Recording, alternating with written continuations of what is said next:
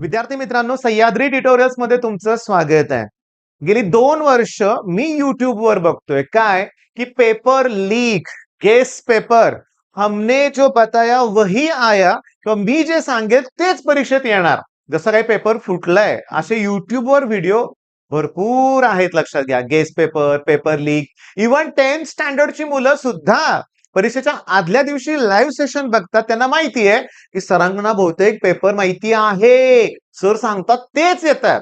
किंवा साताऱ्यातलं जाऊ देऊ म्हणूया आपण, महाराष्ट्रात म्हणूया आपण. अगदी मी जेव्हा 10वी-12वीला होतो ना, तेव्हा काही कोचिंग क्लासेस होते की पहिला नंबर कुणाचा, त्याच क्लासचा, की जेणेकरून पालकांना पण वाटायचं पेपर फोडाफोडीची कामं करतायत. आणि अशा क्लासला गर्दी होते पालकांची की जिथं पेपर वाटते त्यांना फुटेल. मी तुम्हाला सांगतो, नीटचा जो पेपर लीक झालाय, मुलांनी नाही हो विकत घेतला पेपर. मुलांकडे आहेत का सांगा बघू? पॉकेट मनी म्हणून 10 लाख 20 लाख मुलांच्याकडे आहेत का? मुलांनी पेपर विकत घेतलेला नाहीये, पालकांनी वेब पेपर विकत घेतलाय. कोण आहेत हे पालक? ह्यांना माहिती आहे की आपली मुलं नाही, या जन्मात तर त्यांच्याकडून कुठली एक्झाम क्रॅक होणार नाहीये, पण आमच्याकडे पैसा भरपूर आहे, मग आम्ही पेपर विकत घेऊ शकतो. विकृत मनोवृत्तीचे हे पालक आहेत, त्यांनी तो पेपर विकत घेतलाय. हे पेपर लीक, पेपर गेस यातून कुठंतरी बाहेर पडलं पाहिजे. मी तुम्हाला सांगतो, काहीही पेपर लीक करायची गरज नाहीये. होय, काही नाहीये. तुम्ही पीवायक्यूज बघा ना, क्वेश्चन पेपर पॅटर्न समजून घ्या ना. एखादा क्वेश्चन, फॉर एक्झाम्पल, तुम्ही बोर्डचा मॅथचा पेपर काढा, 12th स्टँडर्ड, आणि त्यात बघा एक्सपेक्टेड व्हॅल्यू आणि व्हॅरियन्स. अरे कुठलाही पेपर काढून बघा, एक्सपेक्टेड व्हॅल्यू आणि व्हॅरियन्सचा क्वेश्चन आहे आहे आणि आहे. लक्षात घ्या, आहेच. पण त्याचबरोबर मी तुम्हाला सांगू का, फर्स्ट लॉ ऑफ थर्मोडायनेमिक्स वर क्वेश्चन आला नाही असा सीईटीचा एक पण पेपर नाही. अजून नीटचा पेपर लीक झालाय ना, नीटचा पेपर लीक 2026 चा म्हणूया आपण, त्यात सुद्धा फर्स्ट लॉ ऑफ थर्मोडायनेमिक्सचा प्रश्न आहे. किती सोपा प्रश्न आहे, किती सोपा प्रश्न आहे. मग हे लोक पेपर लीक का करतायत? कारण सांगतो, कारण आहे, महत्वाचं कारण आहे. लक्षात घ्या, जीवघेणी स्पर्धा तर आहेच, पण त्याच्यापेक्षा काय महत्वाचं की गव्हर्नमेंट कॉलेजची फीस कमी आहे, तो खूप कमी आहे. तर ते गोरगरिबाची मुलं आहेत ना, त्यांना गव्हर्नमेंट कॉलेज पाहिजे. होय, सामान्य माणूस, सामान्य पालक डोनेशन भरून एमबीबीएस मुलाला करू शकत नाही. 2.5 ते 3 कोटी रुपये खर्च आहे. किंवा साध्यातल्या साध्या कॉलेजमध्ये जरी गेलो तर 1.5-2 कोटी जाणार आहेत. प्रायव्हेट कॉलेजमध्ये म्हणतोय मी. होय, 1.5-2 कोटी शक्य नाहीये. आयुष्य जातं तेव्हा कुठं 15-20 लाख रुपयाचा फंड मिळतो रिटायर झाल्यावर, 20-30 लाख म्हणून आत्ताच्या काळात, ते पण कमीच आहे. जास्त सांगितलं आकडा मी 20-30. मग हा सर्वसामान्य पालक नाही डोनेशन भरू शकत. मग आता डोनेशनचा आकडे मी तुम्हाला सांगितलं 1.5-2 कोटी. मग हे पैसेवाले लोकांना काय, तिकडे 1.5-2 कोटी अडीच खर्च करण्यापेक्षा 30 लाखात पेपरच विकत घेतला. मी तुम्हाला सांगतो, या वर्षी राजस्थान मधल्या ज्या पालकांनी पेपर फोडलाय, काय त्यांचं मांगीलाल बिवाल वगैरे अशी नावं आहेत, मी बघितलं त्यांच्या मुलाकडे पेपर होता तरी 107 स्कोर आलाय नीट मध्ये, नाही नीट क्रॅक करता आली. मुद्दा असा आहे की असले डॉक्टर काय कामाचे. पण मला महत्वाचं काय सांगायचंय बघा, नीट लक्ष द्या. तुम्ही कुठल्याही पेपरचा अभ्यास करत असताना तुम्ही पीवायक्यूज बघताय, तर मी तुमच्यासाठी काय घेऊन आलोय, पीवायक्यूज. छोटेसे पीवायक्यूज आहेत बघा. लक्षात घ्या, काय दिलंय ते समजून घ्या, काय दिलंय ते समजून घ्या. Number of hydrogen atom, focus ठेवा. Number of hydrogen atom present in 5.4 gram urea. 5.4 gram urea मी तुम्हाला सांगतोय. आणि 2025 5 मे इव्हिनिंग शिफ्टला हा प्रश्न आलाय. 5.4 ग्रॅम युरिया. अरे इथे पण 5.4 ग्रॅम युरिया दिलंय. ओके, आणि विचारलेत नंबर ऑफ मॉलिक्युल्स. तिथं विचारलं हायड्रोजन ऍटम, इथं विचारले मॉलिक्युल्स. अजून काय विचारू शकतात, number of electrons present in 5.4 gram urea असं विचारतील. अजून काय विचारतील, मॉलिक्युल्स विचारले, टोटल नंबर ऑफ ऍटम्स विचारतील. इथं नुसते हायड्रोजनचे ऍटम विचारलेत, बस. याच्या बाहेरचं काय येणार नाही. मग urea, glucose, sugar, NaOH, H2SO4 देऊ दे ना कुठलंही कंपाऊंड.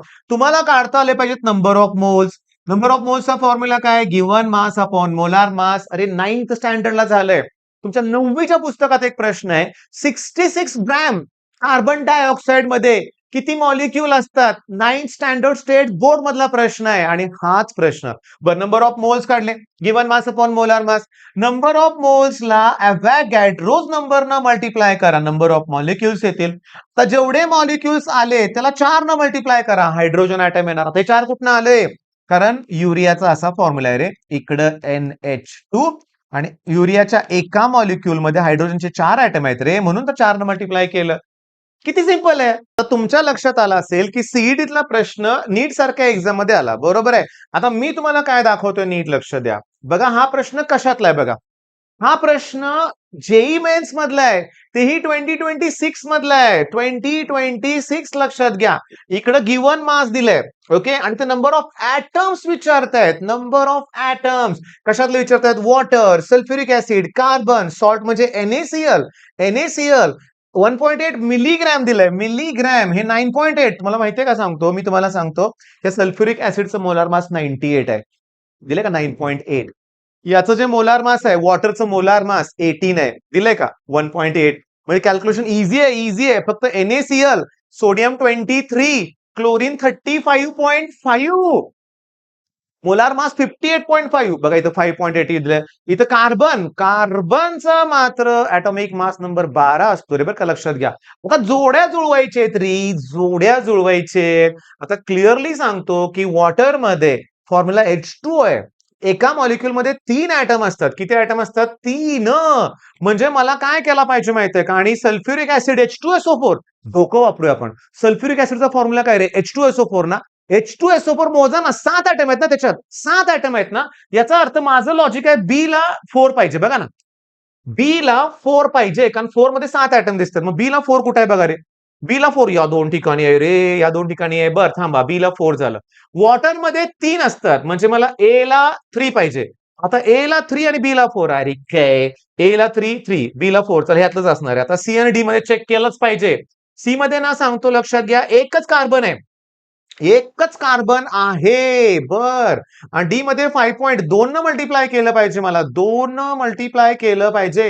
2 न मल्टिप्लाय करणार 1 आहे, म्हणजे डी ला 1 मॅच व्हायला पाहिजे. डी ला 1 मॅच व्हायला पाहिजे. पण मला काय म्हणायचंय, मी जर डी ला 1 घेतलं इथलं, तर सी ला 2 येतंय. मग सी ला 2 घेताना 1.8 मिलीग्राम कार्बनला 1.5 कळलं का?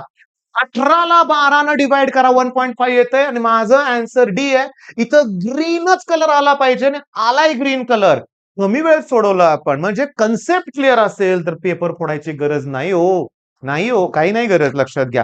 जेईतले प्रॉब्लेम सॉल्व्ह होत आहेत. मग जेईतला एक नाही हो, पुढचे प्रॉब्लेम पण तसेच आहेत. तुमचं फक्त डोकं चाललं पाहिजे. तुम्हाला अख्खा टॉपिक क्लिअर होईल जर तुम्हाला एवढं कळालं तर. प्रयत्न केले पाहिजेत. पेपर फोडून काही होणार नाहीये. आदल्या दिवशी लाईव्ह बघून काय होणार नाही, रेग्युलर अभ्यास करावा लागेल. मग आता मी तुम्हाला काही गोष्टी क्लिअर केल्या, तुमच्या लक्षात आलं असेल. प्रत्येक कन्सेप्टचा असा अभ्यास करा. PYQ सोडवा. प्रामाणिकपणे प्रयत्न करा बाळांनो, प्रामाणिक प्रयत्न करा. आणि पालकांना विनंती करावी लागेल की तुम्ही असले प्रकार करू नका. मुलांकडे एवढा पैसा नसतोच पेपर फोडण्यासाठी. पालक मुलांना मदत करतात, आणि हे कुठंतरी थांबलं पाहिजे.